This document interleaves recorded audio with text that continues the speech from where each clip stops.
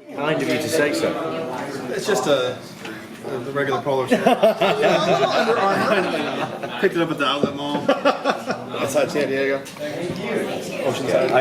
I do like to wear like different shirts. So one of them's in the game, believe it or not. Oh. So people don't normally pick up on it, but one of the zombies in Shaun of the Dead that gets his head knocked off is me. Thanks, team. Clearer than you.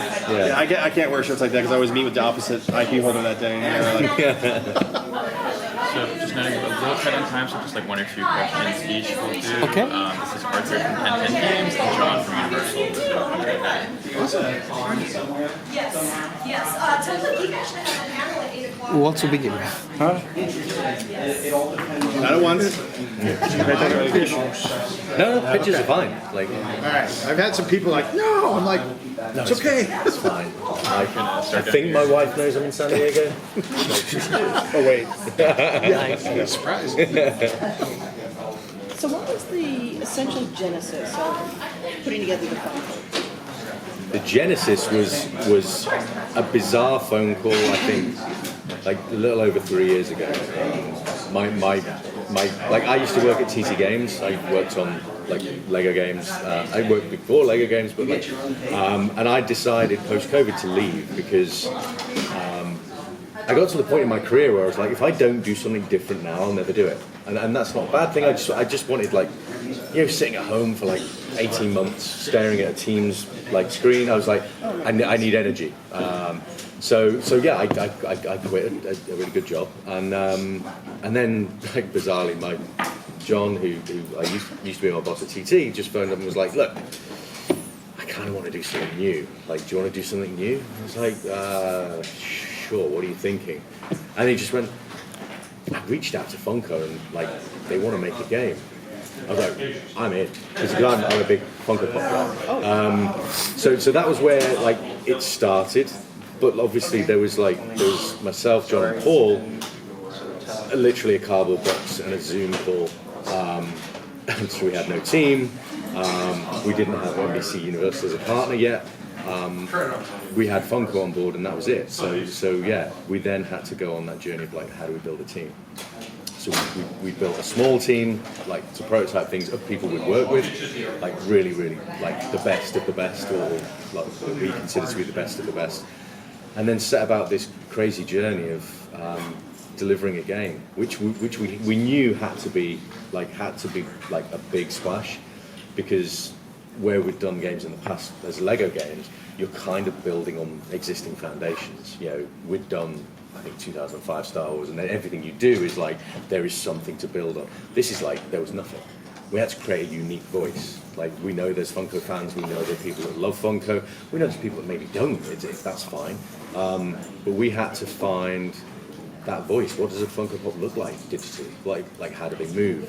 Like, do they have mouths? Do they speak? Do they not speak? Do they we had so much exploration work to do, and then we also had to like find a partner, and luckily, you know, we'd work with John and Bill and the rest of the team at Universal on integrations on Lego Dimensions and Jurassic. So those guys trusted us, and they have amazing IP, and it's cool. So that was the genesis. And yeah, fast forward 3 and a bit years, we've now got an amazing team back in the UK of, I think we're up to about 92 people, which is extraordinary growth in 3 years. And a game that is literally being finished right now in the UK. Yeah, as you'll see, you've seen from the trailers, from the footage, it's a real thing. It's like, I was excited when I first got wind of this one and saw like the first trailers. I was just like, oh, and they got that going. Oh yeah, that's gonna be so cool putting them all together. Yeah. But how do you out of all the IPs that Funko has put their fingers into, how do you guys pare that down for one game? Those were the early days, right, John? Where so we were like who we're going to partner with for game one, and obviously we settled on NBC Universal, knowing their raft of IP, and that was literally I remember you sent me a spreadsheet of just here's what we got, what do you want to do?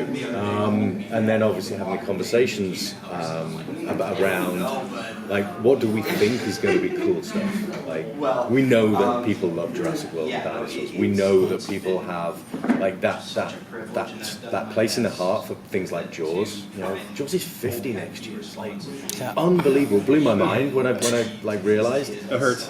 No, exactly. It's like, you know, like I'm also 50 next year, and I'm like, wow, like where did all that go? And so, you know, you look through everything they've got. I remember watching Battlestar Galactica, like the classic series when I was young with my uncle and stuff. And so you're looking at all these great sort of like things that they've got, but then they also have things like Megan or No, things that are like kind of more like cult classics. And it's like we can look and go, we're going to give everything its own oxygen.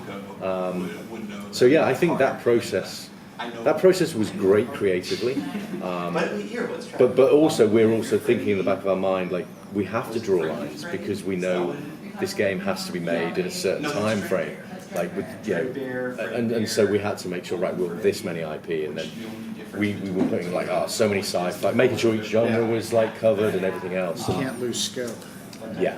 Like, We were hoping that they would, because we kept putting IPs on them. But yeah, it was a process. There's a couple on the cutting room floor that hurt a lot of people. But Like which ones?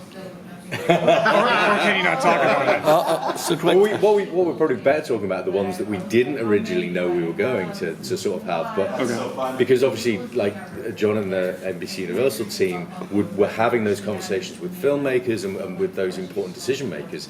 Obviously, like, they'll talk to each other and find out, and so then that's how the Monkeypaw thing happened, right? And so they then come to us going, like, you know, the Monkeypaw guys, like, they were really excited about putting Nope in the game, and we're like, oh wow, really? Because like that wouldn't be something we'd initially maybe think about putting in the game.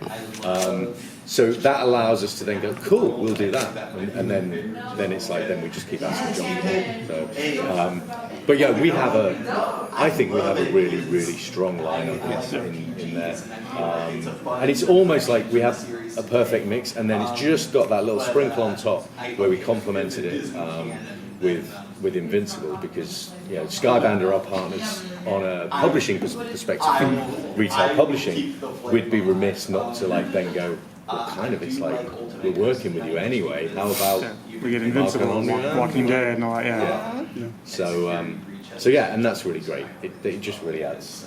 there's easy momentum on our side. Once you say to the IP holders, it's 10, you know, what they've done in the past, and then you have Funko, which they all have partnerships with, and then Arthur's saying, here's what you can do in the game, here's what kind of mechanics and the systems we're going to create. It's just everybody, I think on the filmmaker stakeholder side, were just super excited. And like, to your point, people came out to us and said, hey, we want to be part of this. It seems like an event, and it really is an event. It's a celebration, for sure, of pop culture. Yeah. So we're excited for people. Well, we were excited today, relieved for people to finally see it, because, well, like we were saying earlier, all those stakeholders had to keep a secret as well as we did for many months or years. Yeah. The fact that they did is pretty impressive. It's hard to do, yeah. Everything seems to leak. Yeah, 'cause I was surprised to find out Shaun of the Dead had their own thing in there, and then like there was even the thing down here that I heavily promote that down here in San Diego Comic Con. So Yeah, and again, you look at that, like that Shaun of the Dead and Hot Fuzz. Like, Hot Fuzz is one of my favourite movies. I love everything about that, and like, I'm a big Simon Pegg fan. I love space. Like, I just love that kind of stuff.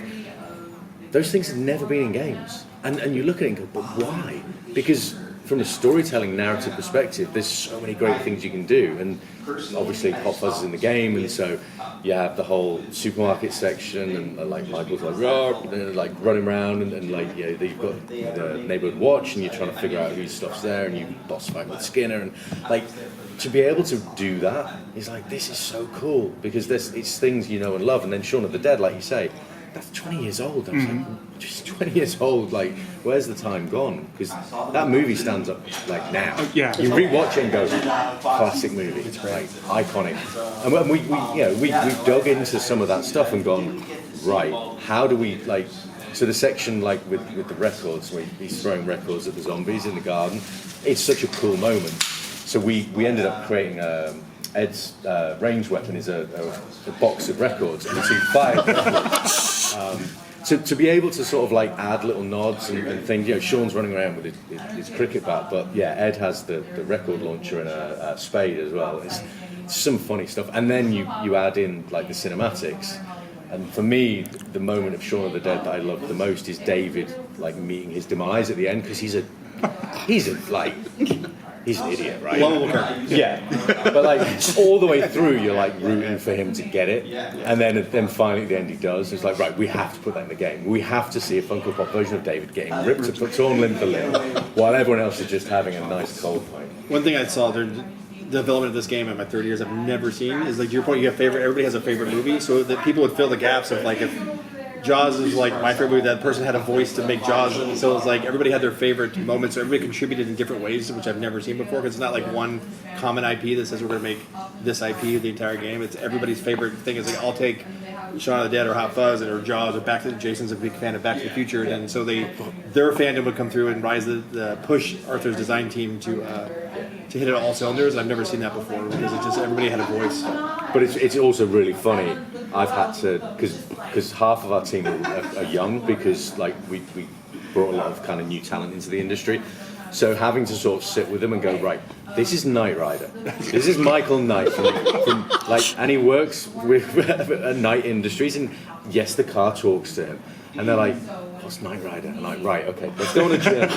Let's go on a journey. Yeah, sit down and go, right, here's Knight Rider. While we're here, like, I'll show you a bit of Street Hawk and like Automan and like, you know, Blue Thunder, Airwolf, and like, obviously they're not in the game, right? Yeah. But like, these are the things we grew up on, and you take it for granted that people have no idea. Like Xena, who's Xena? All right, okay, we'll go on another journey. But then they take me on a journey, and it's like, so something that I really wasn't that aware of, because I missed that generational thing, is Five Nights at Freddy's. Yeah. So for me, I'm like, oh great, we've got Five Nights in the game, and I'm like, where do I start? And then luckily, like Harry was like, I'm the Five Nights guy. Like, I know everything. I'm like, cool, educate me. And so it kind of works both ways. And yeah, to be able to, I think that's what this game almost is going to do for people as well. They're going to learn about IP they maybe didn't know about, just by playing it and having those fun interactions. We do feel old though, because when you say Knight Rider, I tell my kids the car talks. Like, yeah, our car talks to us. Yeah. You're like, well, when I saw it back in the day, cars didn't talk to you, Yeah. so it was a big deal. Yeah, the only talking was like when I took it to get like some kind of repair work done, and it's like, wow, that's not. Now it's like I missed a what? turn, and Well, Yeah. and the Hoff being such a big influence in our youth. Yeah. Yeah, there's and those are some really nice touches in the game of like it's that wealth, that sort of like depth, and being able to just retell stories. Like, I love the Jaws level. I absolutely. well, the IP love spanned that. 50 years. Like we every decade since the 70s is represented. Super cool. It's crazy. So having worked Awesome. on Sorry, we're gonna have to cut it there. They're gonna kick us out in a second. So Okay, thank you. if we can just